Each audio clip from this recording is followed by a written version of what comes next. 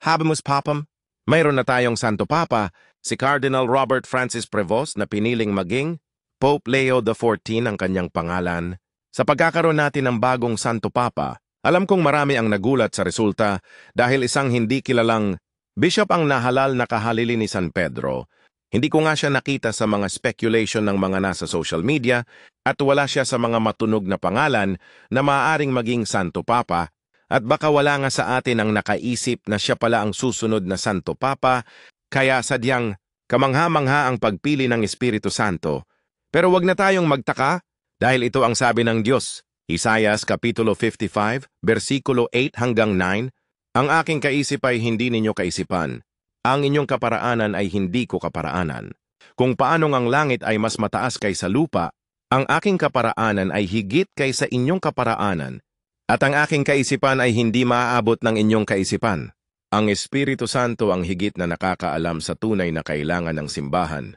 Siya ang tunay na nakakaalam kung sino ang dapat mamuno sa atin sa bagong yugto ng simbahan. Sa mga hindi po napili ang kanilang manok, huwag pong malungkot dahil ang Diyos ang pumipili.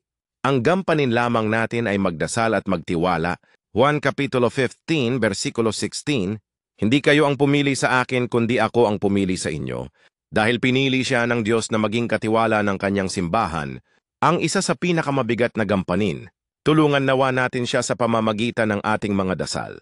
At dahil parating na ang botohan sa ating bansa, harinawa sa darating na Lunes, tularan nawa natin ang conclave na masusing pinili, ang kanilang bobotohin sa paghingi ng tulong sa Diyos sa pamamagitan ng kanilang taimtim na panalangin.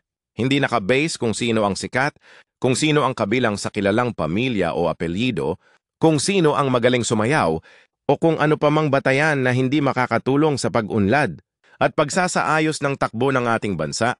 Baka may mag-comment dyan na marahil sa atin hindi kilala si Cardinal Prevost pero sa kanila malamang kilala siya. Tama po, marahil hindi natin siya kilala pero kilala siya ng Diyos. Na umudyok sa mga cardinal na iboto siya.